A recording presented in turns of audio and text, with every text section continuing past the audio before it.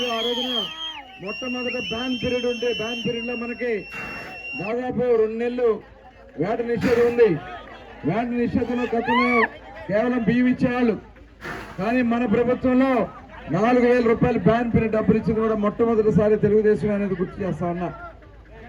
తర్వాత మళ్ళీ ఈ ప్రభుత్వం వచ్చింది, మత్స్యకార భరోసాని ఇచ్చి మిగతా పథకాలన్నీ కట్ చేశారు. ఒక వల ముక్కు ఇలా, ఒక బోటు ఇలా, ఒక ఇంజిన్ ఇలా. ఎవరికైనా ఇంజిన్ ఇచ్చారా? ఎక్కడన్నా ఎవరికైనా ఒక బోట్ ఇచ్చారా? ఒక వల ముక్క ఇచ్చారా? నేను అడుగుతాను. ఇవాళ ఇన్సూరెన్స్ లేదు, ఏమీ లేదు. ఇవాళ మళ్ళీ చంద్రబాబు నాయుడు గారు మొన్ననే మేనిఫెస్టో ప్రకటించారు. నిన్న మేనిఫెస్టోలో బ్యాన్ పీరియడ్ డబ్బులు ఎంత? 20,000 రూపాయలు బ్యాన్ పీరియడ్ డబ్బులు ప్రకటించినటువంటి నాయకుడు చంద్రబాబు నాయుడు గారు, పవన్ కళ్యాణ్ గారు. మళ్ళీ అవి కాకుండా ఇవాళ ఈ ప్రభుత్వం జీవో నెంబర్ 217 తీసుకొచ్చారు. ఈ జీవో నెంబర్ 217 వల్ల చెరువుల మీద శాశ్వతంగా మన హక్కులు కోల్పోతాం. దానికోసం ఇవాళ చంద్రబాబు నాయుడు గారు కూడా చెప్పారు, ప్రమాణ స్వీకారం చేసిన వెంటనే ఏదైతే సంతకాలు పెట్టే దాంట్లో జీవో నెంబర్ 217 ని మత్స్యకారులకు ఇబ్బంది కలిగించే జీవోను కూడా రద్దు చేస్తామని చెప్పినటువంటి నాయకుడు చంద్రబాబు నాయుడు గారు. ఇవాళ చాలా పథకాలు ఉన్నాయి, సూపర్ 6 పథకాలు ఉన్నాయమ్మా. మన జీవితాల్లో వెలుగులు వస్తాయి. ఈరోజు ఆ సూపర్ 6 పథకాలని మనకు వచ్చేలాగా చేద్దాం. అదే కాకుండా ఈరోజు ప్రధానంగా ఇళ్ల స్థలాల సమస్య ఉంది. ఇళ్ల స్థలాల సమస్యని ఇవాళ సెంటున్నర ఇచ్చి మన కళ్ళ నీళ్లు తుడిచారు. ఆ ఇల్లు కూడా సరిగ్గా సరిపోయిన డబ్బులే. ఇవాళ మన ప్రభుత్వం వచ్చిన వెంటనే 3 సెంట్ల భూమి ఇచ్చి ఇల్లు నిర్మాణం చేసే కార్యక్రమం మన ప్రభుత్వం జరగబోతోంది. ఇవాళ ఇచ్చినటువంటి సెంటున్నర కదా, అలాగే ఇంకో సెంటున్నర కూడా కల్పిస్తారు. రాబోయే కాలం ఆ కార్యక్రమాన్ని కూడా చేసుకుందాం. అలాగే గ్రామాల్లో మరి డ్రైనేజీలు లేవు, డ్రైనేజీలు లేక రోడ్ల మీద నీళ్లు వదులుతా ఉన్నాం.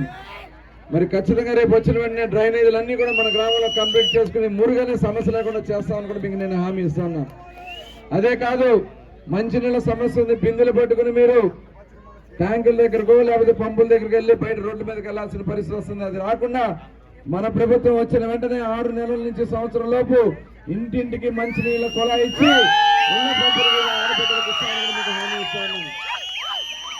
ఇవాళ డ్వాక్రా సంఘాలు కూడా 2 లక్షలు పావలా వడ్డీ అని, ఆ వడ్డీ కూడా మనం కట్టిన తర్వాత ఎప్పుడుగా ఇస్తున్నారు. ఇవాళ చంద్రబాబు నాయుడు గారు ప్రకటించారు 10 లక్షలు వడ్డీ లేని రుణాలు డ్వాక్రా సంఘాలకి మహిళలకు ఇస్తానని చెప్పి ప్రకటించడం జరిగింది. ఆ డబ్బులు కూడా మనం అందరికీ వచ్చేలాగా చేద్దాం. ఇలా అనేక కార్యక్రమాలు ఉన్నాయి. పెన్షన్ కూడా 4,000 అవుతుంది. 4,000 కూడా మరి ఈ 3 నెలలు కూడా కలిపి ఏప్రిల్, మే, జూన్ కలిపి జూలైలో 7,000 ఇస్తారు. అక్కడి నుంచి 4,000 ఇస్తారు. ఇవన్నీ కూడా చేద్దాం. అలాగే మనం ఇక్కడ మన భూములు ఉన్నాయి, కానీ ఇప్పుడు ఈ ప్రభుత్వం ఆ భూముల్లో పట్టాలు ఇస్తారని మాయమాటలు చెప్పి పగ్గం గడుపుతూ వచ్చారు. మనం వచ్చిన వెంటనే దీని మీద ఒక ఎంక్వైరీ కమిషన్ వేసి ఎవరైతే పొజిషన్ లో ఉన్నారో సర్వే చేపించి రీసర్వే చేపించి వాళ్ళకి మళ్ళీ పట్టాలు ఇచ్చి ఆ భూములన్నీ కూడా మీ అందరికి కూడా వచ్చేలాగా చేస్తామని నేను హామీ ఇస్తాను. ఇదివరకు లాగా చూద్దాంలే చేద్దాంలే అని చెప్పి అధికారుల మీద పెట్టను. ఈసారి వచ్చే ప్రభుత్వంలో మనం ఖచ్చితంగా వస్తాం. వచ్చిన వెంటనే దగ్గరుండి స్వయంగా నేనే చూస్తానని కూడా మీ అందరికీ నేను హామీ ఇస్తాను. అలాగే మరి మనం ఈ సందర్భంగా బండి రామకృష్ణ గారిని కూడా అభినందించుకోవాలి. ఎందుకంటే 2019లో వారు కూడా పోటీ చేశారు పవన్ కళ్యాణ్ గారి మీద ఉన్నటువంటి అభిమానంతో. 2019లో 19,000 ఓట్లు వచ్చినాయి.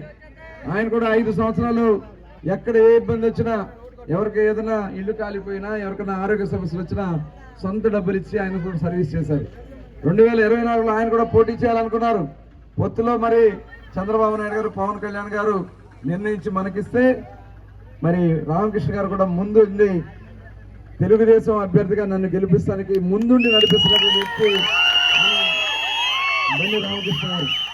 మరి రాబోయే కాలంలో మన ప్రభుత్వాన్ని మనం ఏర్పాటు చేసి అందరికీ సంక్షేమ కార్యక్రమాలు, అభివృద్ధి కార్యక్రమాలు. ఇప్పుడు కొంతమందికి కోతకు వస్తా ఉన్నారు.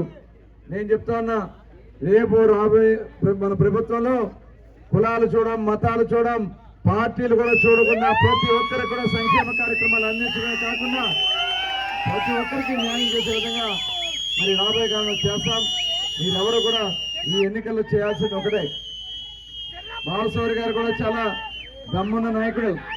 ఆయన ఏ కార్యక్రమాలు చేసినా ఆయన్ని రానివ్వకుండా అనేక ఇబ్బందులు పెట్టారు. కానీ ఆయన కూడా పోరాడి వాళ్ళ జనసేన పార్టీ తరఫున పోటీ చేస్తా ఉన్నారు. మరి ఆయన మనం పొత్తులో ఉన్నాం కాబట్టి పార్లమెంట్కి ఇప్పుడు మీకు చూస్తా, మన కళ్ళ ముందున్నటువంటి మెడికల్ కాలేజ్ కానీ పక్కనే ఉన్నటువంటి పోర్టు కానీ గతంలో మనం భూముల కోసం 25 లక్షల రూపాయలు ఇప్పించి భూములు కూడా ల్యాండ్ పూలింగ్ లో తీసుకున్నాం. మరి ఆ పోర్టు నిర్మాణం మనం స్టార్ట్ చేసాం కానీ తర్వాత వచ్చి వీళ్ళు ఆపేశారు. 4.5 ఏళ్ళు పట్టించుకోలే. ఇప్పుడు ఎన్నికలు వస్తున్నాయని చెప్పి 6 నెలల ముందు స్టార్ట్ చేశారు. అది కూడా బాలశౌరి గారి కృషితో 4,000 కోట్ల రూపాయలు తీసుకొస్తే ఇవాళ దాన్ని మొత్తం కూడా 4 బర్తులకు పరిమితం చేసి కేవలం రోడ్లు మాత్రమే వేస్తా ఉన్నారు. ఇవాళ బందరు పోర్టుకి నిధులు తీసుకొచ్చినటువంటి నాయకుడు బాలశౌరి గారు. తప్పకుండా వారి కృషితో రేపు మళ్ళీ పూర్తి స్థాయిలో 14 బర్తులతో పోర్టు నిర్మాణం చేసి మన పిల్లలకి ఉపాధి కార్యక్రమాలు చేద్దాం. అదే కాకుండా ఇవాళ మెడికల్ కాలేజ్ ఉంది. ఆ రోజు మెడికల్ కాలేజీ కావాలని చెప్పి నేను అనేక రకాలుగా కృషి చేయడం జరిగింది. దానికోసం 500 బెడ్లు కావాలంటే 350 బెడ్లు ఉన్నటువంటి మన హాస్పిటల్ని కొత్త బిల్డింగ్ కట్టించి మరొక 150 బెడ్లు వేసి 500 బెడ్లు వేయించాం. అలాగే అప్లికేషన్ కూడా కేంద్ర ప్రభుత్వాన్ని పంపించాం.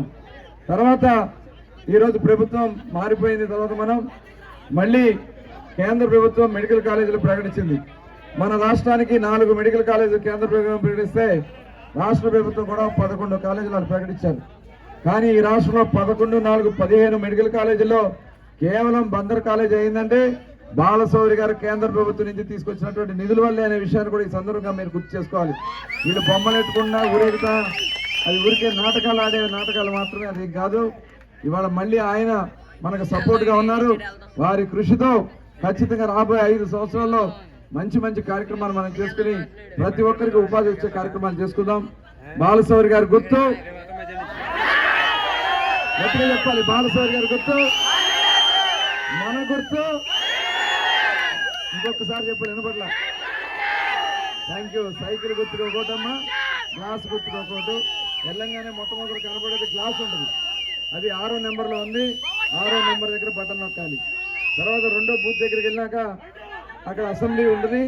అసెంబ్లీ దగ్గర 2వ నెంబర్లో మన సైకిల్ ఉంటుంది. సైకిల్ మీద మనం నొక్కాలి. ఇవన్నీ జరగాలంటే కేవలం ఇంకా 10 రోజులే ఉంది.